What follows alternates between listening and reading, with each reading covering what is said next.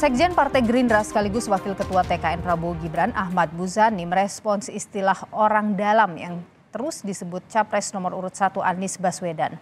Menurut Muzani, fenomena orang dalam adalah hal biasa dan tak bisa dihindari, justru jadi tantangan yang harus dihadapi.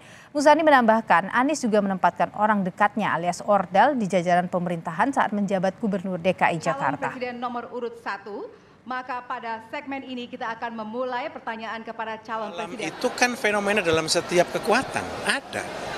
Selalu ada. Mau cerita siapa orang dalam itu? Yang dimaksud orang dalam itu siapa? Setiap kekuatan ada. Yang dimasukkan oleh Pak Anies ketika gubernur adalah orang-orang yang ada di sekitarnya dia waktu dia jadi tim suksesnya. Itu biasa, tapi itu biasa dengan itu. Fenomena ini. Berarti dinormalisasi oleh TKN atau gimana? Enggak, asal orang itu memenuhi standar profesional, standar administrasi, ya saya itu nggak apa-apa kan gitu. Sebelumnya calon presiden nomor urut 1 Anies Baswedan menyebut fenomena orang dalam alias Ordal menyebalkan. Hal ini diungkap Anies saat debat perdana Pilpres kemarin ketika bertanya kepada Capres nomor urut 2 soal putusan MK. Anies bilang putusan tersebut syarat pelanggaran berat karena ada konflik kepentingan. Pak Anies, waktu Bapak. Ini menyebalkan. Di seluruh Indonesia kita menghadapi fenomena ordal. Mau ikut kesebelasan ada ordalnya. Mau masuk jadi guru ordal. Dan ini saya rasakan. Beberapa waktu yang lalu beberapa orang guru berjumpa dengan saya. Dan mereka mengatakan, Pak, di tempat kami pengangkatan guru-guru itu mendasarkan ordal. Kalau tidak ada ordal, nggak bisa jadi guru, nggak bisa diangkat. Lalu apa jawabannya? Atasan saya bilang, wong yang di Jakarta aja pakai ordal, kenapa kita di bawah tidak boleh pakai ordal?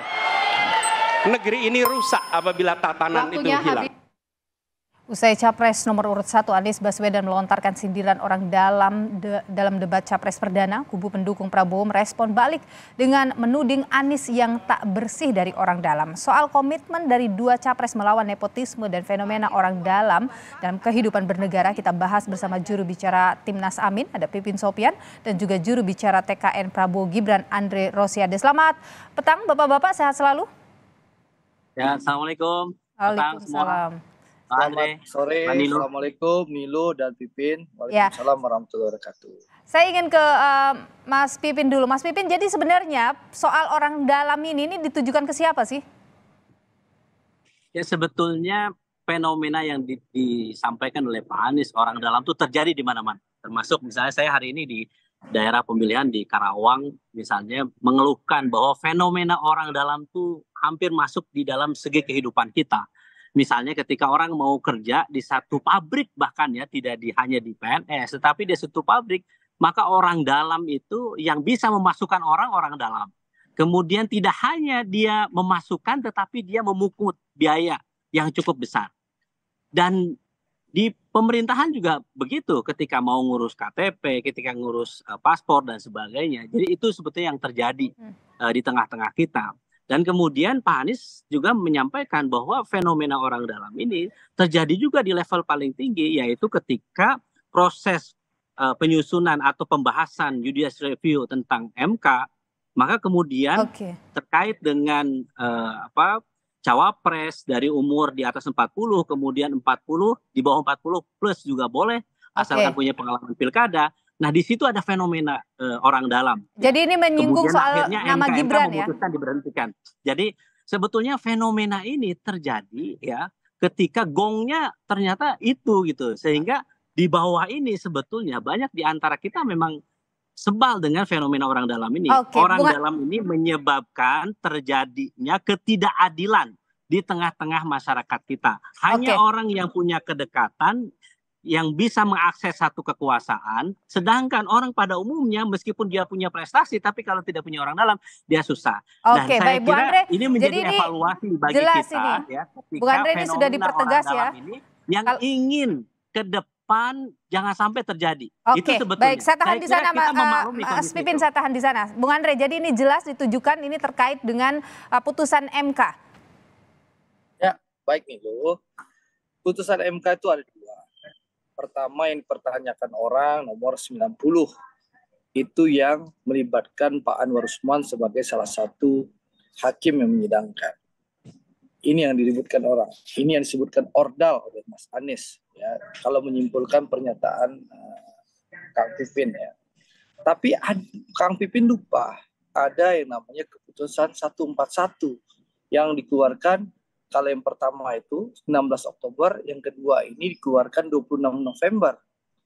Nah, itu tidak ada keterlibatan ordal versinya Mas Anies, yaitu Pak Anwar Usman. Di mana Pak Anwar Usman tidak terlibat dalam mengambil keputusan. Yang terjadi apa? Skornya 8-0, di mana hakim-hakim Mahkamah Konstitusi malah memperkuat keputusan nomor 90. Jadi menjawab Saya siap jawab. orang Oke. sebentar gantian, Pin. Menjawab Mana? fenomena Jangan. ordal itu terjawab sebenarnya bahwa Mas Anies itu sudah terjawab bahwa ada keputusan selanjutnya pas keputusan 141 itu malah mendukung putusan 90 dan tidak melibatkan Pak Anwar Usman dalam pengambilan keputusan. Dan Oke, skornya jadi tidak ada campur tangan orang dalam di pencawapresan Gibran, begitu Bung Andre ya? skornya 8-0. Oke, Bung Andre, tapi Nah, kalau Anda kedua, sendiri? Yang kedua, Mhm. bicara orang dalam. Kadang bicara itu manis, menghanyutkan, bikin orang fly. Karena lupa menepuk air diulang, terpercik muka sendiri. Kita Apa tahu maksud Anda itu? Saya ini pendukung Anies Baswedan. Juru bicara Mas Anies ikut pilkada DKI. Kita tahu bagaimana fenomena Mas Anies menjadi gubernur DKI. Bagaimana membentuk yang nama organisasi TGUPP yang dulu hanya anggotanya sedikit. Di zaman Mas Anies itu hampir 74 orang. Dan isinya siapa? Ordalnya Mas Anies. Siap, saya jelaskan. Mulai pengangkatan anggota TGUPP, lalu misalnya siapa ordal Mas Anies? Contoh misalnya adik saya Usama, ya adik kelas saya di Trisakti itu Usama, sekarang anggota TGUPP, sekarang juru bicara Mas Anies dan Caimin. Lalu kita lihat bagaimana Tom Lembong, ya ordal Mas Anies yang terlibat aktif sekarang di timnya Mas Anies, bahkan siap melatih Caimin untuk debat cawapres besok. Juga mantan siapa Tom Lembong itu? Mantan komisaris di BUMD di Jaya Amcol kalau tidak salah. Lalu ada Ges Khalifah, kita tahu ini pembela Anies luar biasa. Jadi fenomena orang dalam ini kita lihat sejarahnya Mas Anies. Bagaimana di TGUPP itu berkumpullah timnya Mas Anies, tim sukses Mas Anies, dan juga di komisaris BUMD itu isinya apa? Tim-timnya Mas Anies, ordalnya Mas Anies. Jadi kadang kalau kita lagi diskusi, berdebat, memang mulut manis itu kadang melenakan, meninak bobokkan. Tapi kadang-kadang lupa sehingga menepuk air di dulang, terpercik muka sendiri. Oke, Mas Pipin, bagaimana ini? Mas Anies nggak bersih kok dari orang dalam. Jadi memang orang dalam ini kriterianya kalau dilihat ya, pertama ada nggak keluarganya Pak Anies yang ketika menjabat sebagai gubernur menjadi pejabat di DKI? Saya pastikan tidak ada.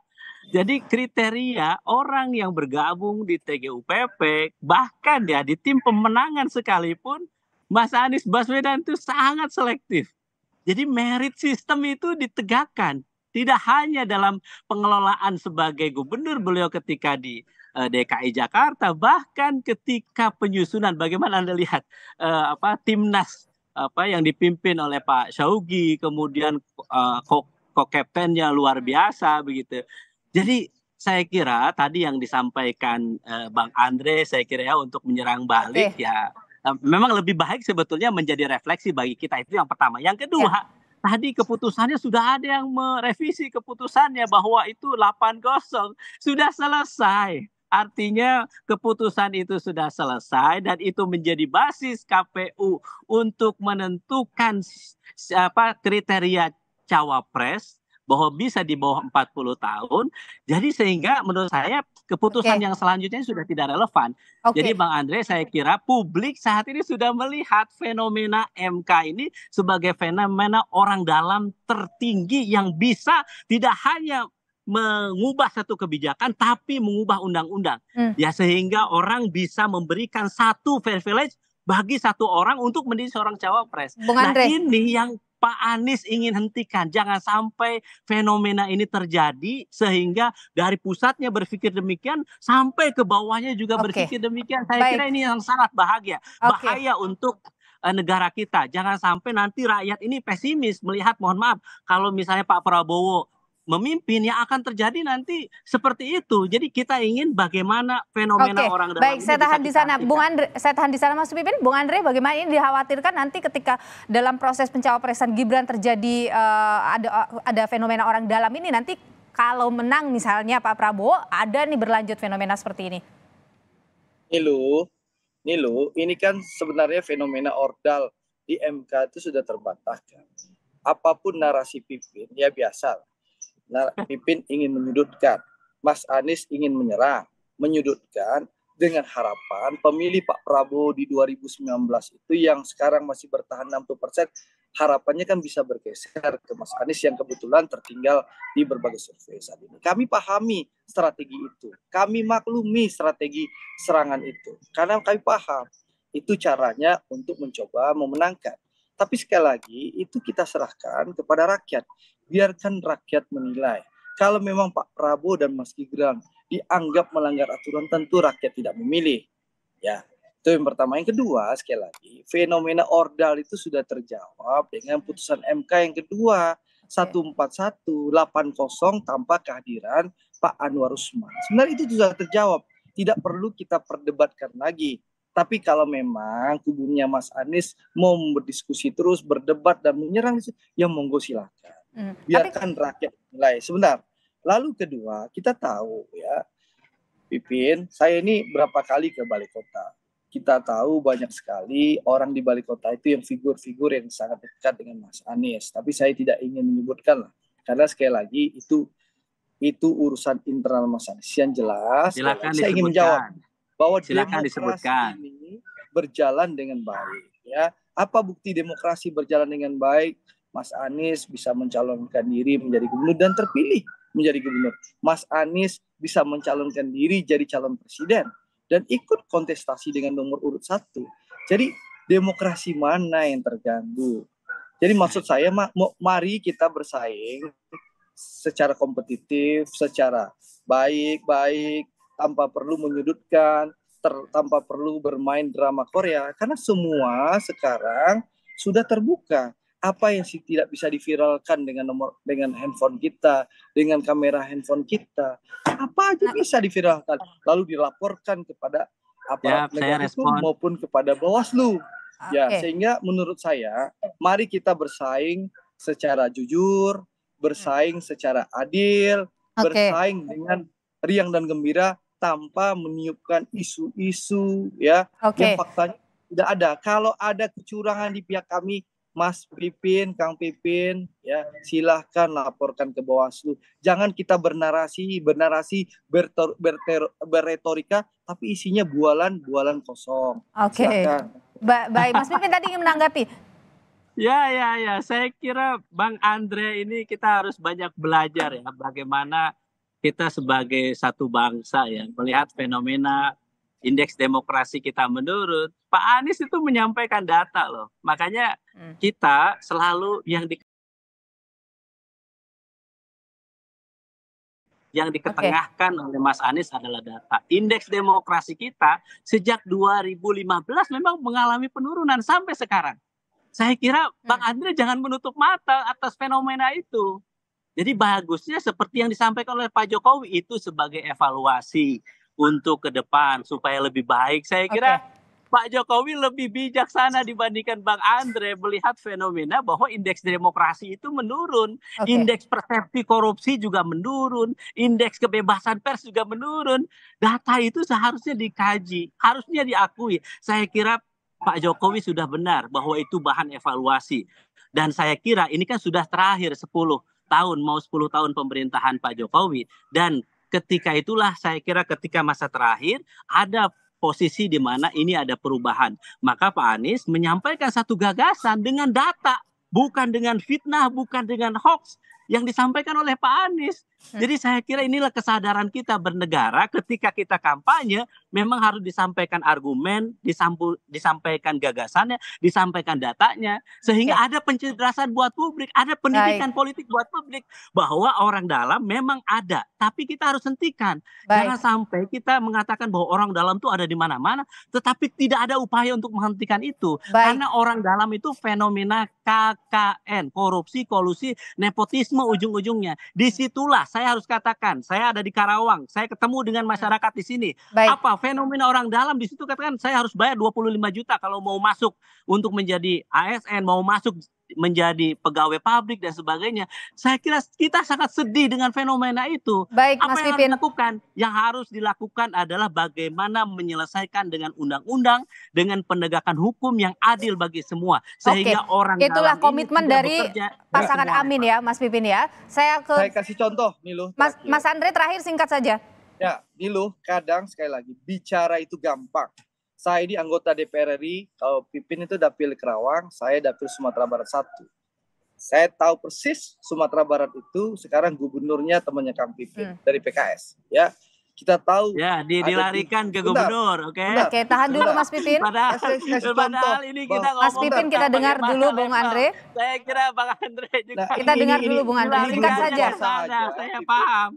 Jadi lokal sekali. Belum berkuasanya tidak mampu berbeda pilihan dan berbeda pendapat. Ini berbahaya. Saya sudah dengarkan tadi Bang Andre. Tadi memberikan contoh di Kerawang. Berbicara itu Bapak-bapak dua kali contoh di Kerawang. Tadi Pipin bicara contoh di Kerawang. Saya kasih contoh di Sumatera Barat. Bagaimana ada fenomena dugaan orang menjadi kepala sekolah nyetor kepada orang-orang gubernur. Ini dugaan. Yang kedua, ada dugaan bagaimana orang gubernur ya ada suratnya resmi dari waktu itu Bapeda, sekarang kepala Bapeda itu Sekda, itu silakan diproses untuk memungut tegakkan hukum bagi semua, diproses secara hukum. Itu siapa? Silakan orang diproses dalam, Pipin ditahan dulu. Orang dalam Gubernur Sumatera Barat dari PKS. Jadi memang betul kata Pipin, fenomena orang dalam itu terjadi di seluruh Indonesia. Dan fenomena orang dalam kita evaluasi. Tapi kadang kita lupa, sibuk mengkritik orang, itu terjadi di kubu kita sendiri. Menepuk air di dulang, terpercik. Baik, jadi semua punya komitmen yang jelas ya. Fenomena orang dalam ada di mana-mana, tapi itu harus diberantas karena itu bagian dari nepotisme. Dan semua calon presiden harus punya komitmen untuk itu. Terima kasih Bapak-bapak, Bung Andre, dan juga terima kasih Mas Pipin sudah bergabung di Kompas Petang. Sehat selalu Bapak-bapak. Terima kasih.